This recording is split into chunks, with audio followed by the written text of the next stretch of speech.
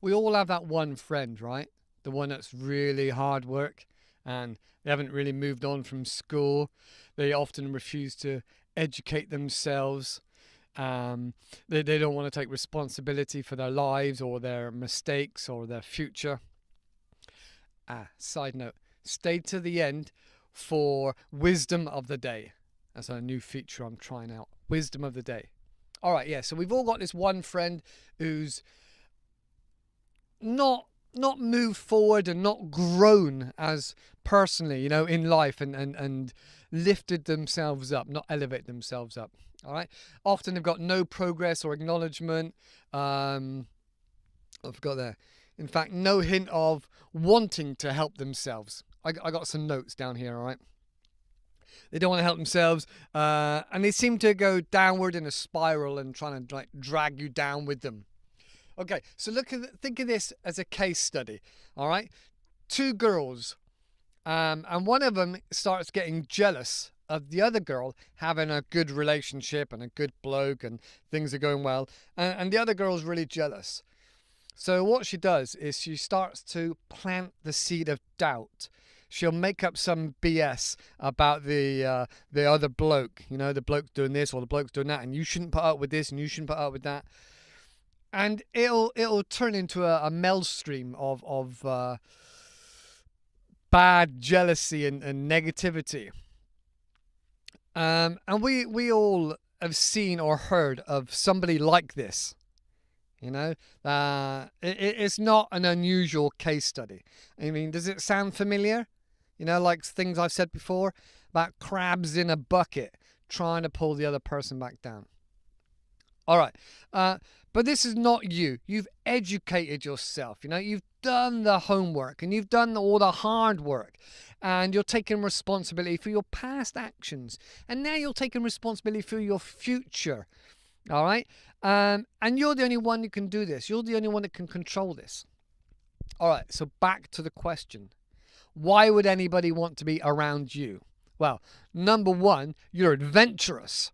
You got your own stories and you're adventurous in your own way. Number two, you love to laugh, either at yourself, with comedies, with friends, and just being a happy, positive person. Number three, you include others. You get involved, whether you're part of a community, whether you just buy raffle tickets, whether you sponsor somebody, some donations. There's something you get involved with as being part of a community. All right, so that's three things. But wait, Paul, I hear you say. So if this doesn't sound like you, but you wish it was, where to start? Well, you fake it till you make it. There's no reason why you can't start doing one of these now, It's like a snowball effect. And I don't mean from Stuart Little. So, write down three things that you can do now. I forgot. Jokes, sponsorships, connecting with a community, whether it's, I don't know, scouts, or whether it's an allotment and help digging over somebody else's garden or something like that. You can get involved. There's time somewhere. You have got time somewhere. At the weekend, in an evening, you can find just a few hours if you really want to. Now, you've said you want to take responsibility for your future and your life right now. So these are some things that you can do for real, now, tangible. Go and connect with a group. Go and do some community work. Go and sponsor somebody. Get involved. And then you could start learning some jokes. You could start enjoying comedies and finding things funny. Laughing at yourself. That is one of the best ways, because if you laugh at yourself, then it saves somebody else taking the mickey out of you because you've done it first. And it helps people to connect that this is genuine, authentic. So those are 2-3 easy things to get involved with and start making yourself. And in regards to the first one, being adventurous, why don't you go out for a walk in the woods? That way you've got a story to say. Oh, last weekend, right? I went out for a walk in the woods and I got lost. Oh, I fell over and down this, little slope. And then I could smell garlic. And then next thing I know, there's some dog walker walking by, and I come out of the bushes looking like I've done something I shouldn't have been doing. And the dog starts licking me or whatever. It's your story. But it's so easy to build those three things, to implement them in your life right here, right now. Fake it till you make it if you're not already doing those things. All right. So as I said, wisdom of the day. Right. Now this might sound a bit odd or a bit defeatist or a bit out of the box thinking, but you've got an optimum amount of time to have real friends in your life, real engagement and connectivity. You might be really scheduled, you might be doing overtime. You might have a lot of family commitments. But to be really authentic and connect with people, you have to give them that time. And you've only got so much time. So, for example, if you choose only to have, 3 friends in your life, maybe you've got work commitments, maybe you've got family commitments, maybe you've got something else that you're committed to that takes your time, then you can schedule a little bit of time for one of those 3 friends each week. So then over the 3 weeks, you're maintaining relationships and building bridges with your real friends. Now, everybody's individual. So, for example, you might have 5 or 6 friends and less other commitments. And that's fine. But you've only got a finite amount of energy, mental energy and physical energy. And if you don't want to be 100% reliant and dependent on one person giving you all that connection and love back, so for example, a girlfriend or even maybe a family member, maybe your brother or something, if you want to get off the suckling of the energy and the love you get from that person, spread it out over 3, 4 or 5 people. Because one day, now I don't want to be negative, but one day that big person in your life may not be around. And so if like in the film with Hugh Grant, what was it, About a Boy, separate your time into different segments. All right, so you might spend a bit of time with your family, a lot of time at work, a little bit of alone time, and then the last little bit maybe with 1 or 2 friends. And you keep those bridges and those avenues open. Because one day that big chunk of pie of time may disappear. All right, people don't live forever. We don't know what the future is. So it's not a safe bet, but it's a smart bet. Is to separate your time. Now, I can attest to this directly because a family member of mine was like that, like really, really close with our mother. And our mother was quite young. She was 65. And then she got COVID and died. And now my relative is no longer like that with our mum because our mum is passed away. And so that left a massive chunk of time and connection that should have been with multiple people or with other friends. Now it's just gone. And same with me, when my whole life has always been my partner. And when that disappears, it is gone, there's just a massive, massive void. And it leaves you so empty and lost. And so then you realize you have to build up your friendships and your relationships with family and things like this. So, as I said, segment your time, 4 or 5 people, maybe even just 2 people. But have people in your life because at some point, somebody's going to go. All right? So, that's wisdom of the day. But just quick recap to bring it all back together. What did I say? The 3 things. You're adventurous, you love to laugh, and you include others. That's why people want to be with you. People love you. You're an awesome, amazing, creative person. Now remember that.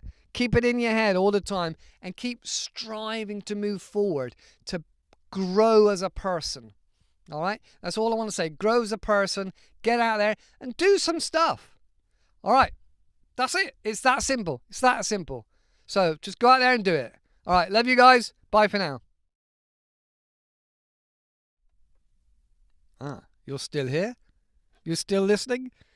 Well, that's very kind of you. It's very kind of you to stick around. Well, in that case, I'll share a bit more about me. This week, I've been very adventurous. I've tried to upload the videos and schedule them so they come out for next week. But this week, I've climbed 3 mountains in my area. They call it the 3-Peak Challenge. And young people do it over 24 hours, which doesn't give you enough time to enjoy it and you're exhausted. But I've gone out on my own, taken my camper van out, which is what I live in, and I've gone to the north of Wales, and I did Snowdon. That took me 2.5 hours to get up and about 5 hours altogether. And then yesterday I did Scafell Pike, which is in the north of England. That took me a little bit longer, like 2 hours 45. No, the first one was 2 hours 45. This one was 2 hours 35. And then tomorrow, I'm in Glasgow now. Tomorrow, I'm going to go up round towards Ben Nevis, Fort William, and go and climb up Ben Nevis. Now, I've never climbed a mountain in my life, and I'm nearly 50. And I've had to take a day's rest in between each one. Don't get me wrong, I enjoy walking, and I've walked, like for an hour every day for the last sort of 6 months. And so walking, I'm kind of getting to enjoy and be connected with my thoughts. But they say you should go push yourself outside your comfort zone, just a little bit. So these have been quite a challenge going up these 3 mountains. As you know, I've been doing yoga as well, which helps with my breathing, and I'm walking regularly. And I've done a couple like 2-hour walks, but that's it. But now doing these mountains, I've been and bought some proper boots. That's cost me a bit of money, and a proper pair of trousers, which are breathable, waterproof, and stretchy. Yeah, and I've spent money on fuel driving all the way up there. I think currently I'm on around nearly 600 miles in destination, and probably 140 pounds, English pounds in money of fuel. And tomorrow, after I've done the climb up the top of this mountain, the biggest mountain in the UK, I'm going to drive all the way back down to Somerset, all the way back down the bottom of the country again over the next couple of days. And then I've got dog sitting to do, which is a bit of an odd one, that one. Oh, God. So, yeah, these 6 weeks I've got no work, but I've tried to save a little bit, although I've been dipping into that. Going to do these mountains. And then I've got stories. I've got some stories to share with people. I've met loads of amazing people and some real funny people. I've met some real strange people as well. And going up some of these mountains, I've sometimes seen like young kids, and I'm like, what the heck are these kids doing up here? These, well, not quite toddlers, but definitely young people. And I'm thinking, wow, their parents must have a lot of energy and enthusiasm, because I thought, I wouldn't bring kids up here. Anyway, I don't know whether they made it to the top, but I met some really interesting people. No, I won't lie. There was a couple of really nice bottoms that helped keep me motivated going up the mountain at some point, because it was hard work. And just sometimes seeing a younger, healthier person in front of you, and knowing you're not too far behind is the motivation and energy to keep me going. But the other thing is that, I put this on my socials, and I've got a very large Facebook community of so-called friends and some real friends. But those friends will know other people. And at some point, somebody's going to say, oh, all right, well, this guy's 50, but he's no fat old man, is he? He's not some fat, bald old man that's not worth looking at. This guy's got long hair, he can climb mountains, he's got some virile, you know what I'm saying? So it's not just to keep myself from going insane. It's not just to keep myself fit and strong, but it's also sending a message out there that I'm still in the game. I'm still ready to play games. No, not games. I'm still ready for a relationship and some fun and just to get out and do things in life, you know? I'm not ready to quit yet. So, yeah, that's me. That's behind the scenes. I'm outside some factory or business. I think it's called 𝐸 I don't know what they do in there, whether it's trampolining or what. But the manager coming out of work with me this morning, but I said I'll be gone in a few hours.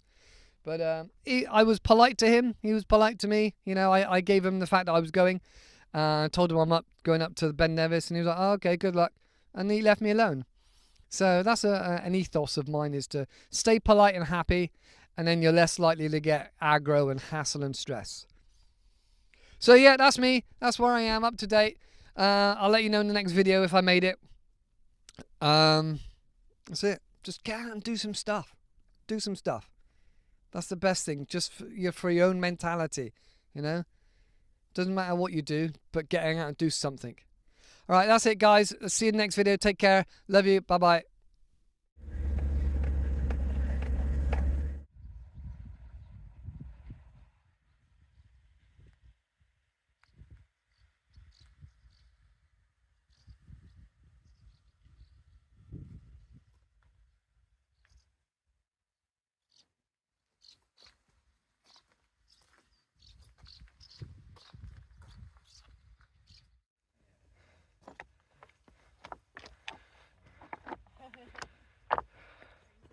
Scaffold Pike. Awesome views. 2 hours, 35 minutes. And now I'm going to have a sandwich.